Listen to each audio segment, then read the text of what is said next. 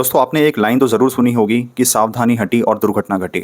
अगर आप एक भाई हैं, एक पिता हैं या आप एक माता हैं या पत्नी हैं, तो आप ये वीडियो अंत तक ज़रूर देखिएगा। तो ये कहानी शुरू होती है हरियाणा के भिवानी से, जहाँ पे एक परिवार रहता था। इस परिवार के मुखिया थे, वो हलवाई का काम किया करते थे। उनकी पत्नी का निधन बहुत पहले हो चुका था। उनके 2 बेटे थे, प्रवीण यादव और संदीप यादव। प्रवीण यादव एक ड्राइवर था और अपनी पत्नी के साथ घर के फर्स्ट फ्लोर पे रहता था और उनका छोटा बेटा संदीप यादव पंचकुला में अपनी जॉब कर रहा था और उसकी पत्नी अपनी ससुराल में ही ग्राउंड फ्लोर पर रहती थी। अब ये जो कहानी है ये प्रवीण यादव की कहानी है। प्रवीण की शादी 2017 में धूमधाम से हुई।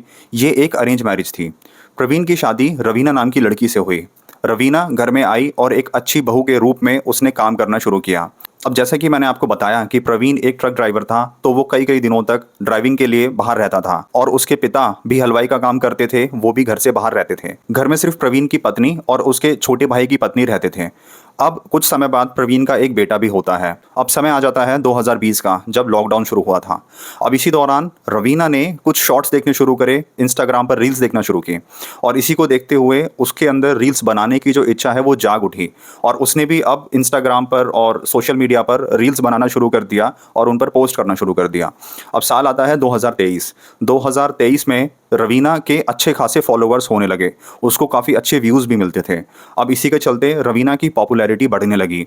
उसका हस्बैंड प्रवीण यादव भी उसको बहुत सपोर्ट करता था, लेकिन इसी बीच कुछ दोनों में खटास हो जाती है। अब जो प्रवीण के दोस्त थे और उसके जो गांव वाले थे, वो उसको ताना मारते थे कि तुम्हारी पत्नी ऐसी वीडियो बनाती है, ऐसे डांस करती है या ऐसे इतने छोटे कपड़े पहनती है, जिसके कारण रवीना और प्रवीण के बीच झगड़ा भी हो जाता था। प्रवीण रवीना को कहता कि तुम सही से रील बनाया करो, सही कपड़े पहना करो, अच्छी रील्स बनाया करो और अपने कमेंट सेक्शन को ऑफ रखा करो, जिससे कि कोई गलत बात ना लिख सके। रवीना भी अपने पति की बात मान लेती थी। अब समय आता है जनवरी 2025, जब रवीना को एक यूट्यूब चैनल अप्रोच करता है। ये यूट्यूब चैनल शॉर्ट वीडियोस बनाता था, कॉमेडी वीडियोस बनाता था, जिसके लिए ये रवीना को अप्रोच करता है और कहता है कि तुम दिखने में बहुत खूबसूरत हो और तुम एक्टिंग भी अच्छी कर लेते हो, तो क्यों ना तुम हमारे साथ काम करो और जिसके लिए हम तुम्हें पे करेंगे। अब रवीना इस चीज़ के लिए अग्री कर लेती है और अब प्रवीण को भी इससे कोई आपत्ति नहीं थी। लेकिन अब जब शूटिंग शुरू हुई तो पता चला कि रवीना को शूटिंग के लिए 2 से 3 दिन तक घर से बाहर रहना होता है, जिसके लिए प्रवीण ने ऑब्जेक्शन उठाया। पर रवीना अपने पति से लड़ाई करती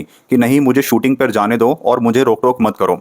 रवीना को लग रहा था कि वो एक उभरती हुई स्टार है और वो बहुत जल्दी सोशल मीडिया इन्फ्लुएंसर बनने वाली है, तो धीरे धीरे करके उसने अपने ससुराल को किनारा कर दिया और सोशल मीडिया का बुखार उस पर चढ़ने लगा। अब आता है वो घटना वाला दिन, 25 मार्च 2025, जब सुबह सुबह प्रवीण के पिता उठते हैं और रवीना से पूछते हैं कि मेरा बेटा प्रवीण कहाँ है।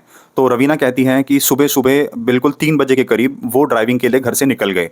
अब ये आम बात थी क्योंकि प्रवीण भी घर से बाहर 2-3 दिन तक रहता था, तो अब प्रवीण के पिता भी मान जाते हैं कि हाँ, मेरा बेटा सुबह निकल गया होगा ड्राइविंग के लिए और रवीना भी शूटिंग के लिए बोलकर घर से निकल जाती है।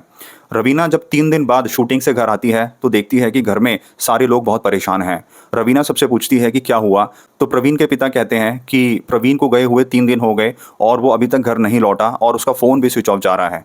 तो रवीना उनको आश्वासन देती है कि हो सकता है वो ड्राइविंग में कहीं फंस गए हों, तो हमें कुछ दिन और वेट करना चाहिए। जिसके बाद फिर घर वाले उसकी बात मान लेते हैं और उसका इंतज़ार करने लगते हैं। अब उसी दौरान इस गाँव से लगभग 6 किलोमीटर दूर एक नाला निकल रहा था। उस नाले के पास से एक व्यक्ति गुजर रहा था। उसने देखा कि उस नाले के अंदर काफ़ी सारे कुत्ते भौंक रहे हैं और वहाँ से बहुत गंदी बदबू आ रही है। जब उस व्यक्ति ने उस नाले के पास जाकर देखा तो वो दंग रह गया। उस नाले में से एक इंसान का हाथ बाहर निकला हुआ था। वो घबरा जाता है, आसपास के लोगों को बुलाता है। आसपास के लोग इकट्ठा होते हैं और वो फिर सब पुलिस को कॉल करते हैं। पुलिस मौके पर पहुंचती है और देखती है कि वहाँ एक इंसानी शव पड़ा हुआ है। देखने में ऐसे लग रहा था कि काफ़ी दिन हो गए हैं इसको नाले में पड़े हुए और वो डिकम्पोजिशन स्टेट में आ चुकी थी। पुलिस फिर फॉरेंसिक टीम को बुलाती है और उस बॉडी को पोस्टमार्टम के लिए भेज देती है। पोस्टमार्टम में इतना कुछ साफ नहीं निकल के आता क्योंकि बॉडी डिकम्पोजिशन स्टेट में जा चुकी थी। अब पुलिस उस बॉडी की फ़ोटो क्लिक करती है और उसके कपड़ों की फ़ोटो क्लिक करती है और अगले दिन अखबार में निकाल देती है।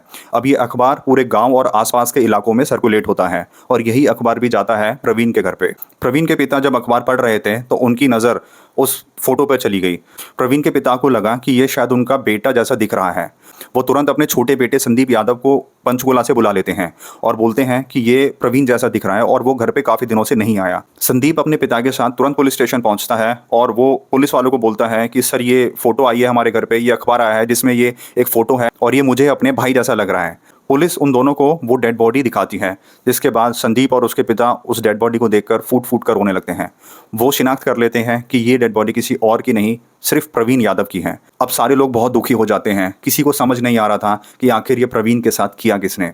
पुलिस अपनी जांच करना शुरू करती है तो पूछताछ में पता चलता है कि प्रवीण की किसी से कोई दुश्मनी नहीं थी, लेकिन प्रवीण शराब का बहुत आदी था। वो आए दिन शराब पीता था और घर में लेट आता था।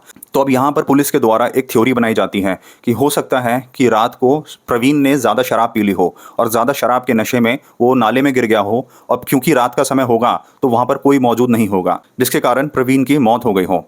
अब घरवाले भी इस थ्योरी को मान लेते हैं और मामला ठंडा पड़ जाता है। लेकिन प्रवीण के भाई संदीप को ये चीज़ हजम नहीं हो रही थी और उसको कहीं ना कहीं अपनी भाभी पर ही शक था। अब वो खुद ही इन्वेस्टिगेट करना शुरू करता है। संदीप गांव के अंदर और गांव के आसपास लगे सीसीटीवी कैमरा को निकालता है। तो संदीप देखता है कि जिस दिन उसके भाई गायब हुआ था, यानी 25 मार्च को, 25 से 26 मार्च की वो सीसीटीवी की फुटेज निकालता है। तो वो फुटेज में देखता है कि एक बाइक पर 3 लोग बैठे हुए हैं। एक जना बाइक चला रहा है, बीच में एक आदमी अधमरी हालत में बैठा है और सबसे पीछे एक महिला बैठी हुई है जिसने उस बीच में बैठे अधमरे इंसान को संभाला हुआ है। और वो लोग नाले के पास आते हैं और उस नाले में उस अधमरे इंसान को फेंक कर चले जाते हैं। अब यहाँ पर संदीप का शक सीधा अपनी भाभी पर जा रहा था। संदीप उस फुटेज को लेकर पुलिस स्टेशन जाता है। पुलिस भी अच्छे से सीसीटीवी कैमरा को निकालती है, खंगालती है। तो जब क्लैरिटी से देखा जाता है तो वो चेहरा बिल्कुल रवीना जैसा दिख रहा था। पुलिस रवीना को उठाती है और उससे इन्वेस्टिगेट करना शुरू करती है।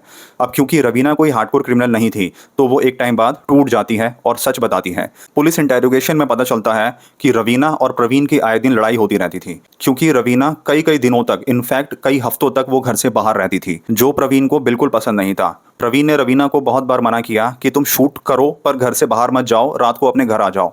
लेकिन रवीना प्रवीण से लड़ाई करती थी। वो जिद करती थी कि नहीं, मैं शूट करूंगी और मैं बाहर ही रहूंगी। जिसके बाद रवीना ने सोच लिया था कि प्रवीण को रास्ते से हटाना पड़ेगा। अब 25 मार्च 2025 का वो दिन जब घर पे कोई नहीं था। प्रवीण के पिता हलवाई का काम करते थे तो वो घर से बाहर थे। प्रवीण भी ड्राइविंग के लिए बाहर गया हुआ था। घर पे सिर्फ प्रवीण के छोटे भाई की वाइफ थी जो ग्राउंड फ्लोर पर रहती थी। अब क्योंकि ऊपर जाने का रास्ता घर के बाहर से ही खुलता था, तो जो स्टेयर्स हैं वो घर के बाहर से ही खुलती थी ऊपर जाने के लिए। तो अब रवीना घर पे अकेली थी, अपने फर्स्ट फ्लोर पर अकेली थी। तो वो अपने बॉयफ्रेंड सुरेश को बुला लेती है। अब ये सुरेश वही व्यक्ति था जिसका यूट्यूब चैनल था, जिसने रवीना को अप्रोच किया था वीडियोस बनाने के लिए। अब क्योंकि रवीना कई दिनों तक वो बाहर रहती थी सुरेश के साथ, तो धीरे धीरे दोनों में नज़दीकियाँ बढ़ी और सुरेश रवीना का बॉयफ्रेंड बन गया। तो जब रवीना ने देखा कि घर पे कोई नहीं है तो उसने सुरेश को फ़ोन करके घर पे बुला लिया। सुरेश रवीना के साथ ही उसके कमरे में था और तभी उसी दौरान कुछ समय बाद प्रवीण घर आ जाता है और अपनी पत्नी रवीना और उसके बॉयफ्रेंड को आपत्तिजनक स्थिति में देख लेता है। जिसके बाद प्रवीण सुरेश को खूब मारता है और वहाँ पर पहले से ही रवीना तैयार बैठी थी। रवीना अपना दुपट्टा निकालती है और प्रवीण का गला घोटती है, जिसके बाद प्रवीण की सांसें रुक जाती हैं। अब इन लोगों को प्रवीण के शव को ठिकाना लगाना था। रवीना और उसका बॉयफ्रेंड सुरेश प्रवीण के शव के साथ घर पे ही थे और सोच रहे थे कि कैसे प्रवीण की बॉडी को ठिकाना लगाया जाए। तभी सुरेश घर जाता है और एक बाइक लेकर आता है। रवीना और सुरेश प्रवीण की बॉडी को नीचे लेकर आते हैं, उसको बीच में बिठाते हैं और उसी नाले के पास जाते हैं और उस नाले में सुरेश के शव को फेंक देते हैं। और उसके बाद फिर रवीना और सुरेश शूटिंग के लिए वहीं से डायरेक्ट निकल जाते हैं। जिसके 3 दिन बाद फिर रवीना घर पे आती है और एक्टिंग करती है कि प्रवीण कहाँ है। जिसके बाद फिर प्रवीण का छोटा भाई संदीप भी घर पे आता है। संदीप को शक होता है, जिसके बाद संदीप खुद इन्वेस्टिगेट करता है और संदीप की सूझबूझ के कारण ये मामला सामने आता है। इस मामले का खुलासा होने के बाद पुलिस ने तुरंत रवीना और उसके बॉयफ्रेंड सुरेश को अरेस्ट कर लिया और उन पर अब केस चल रहा है।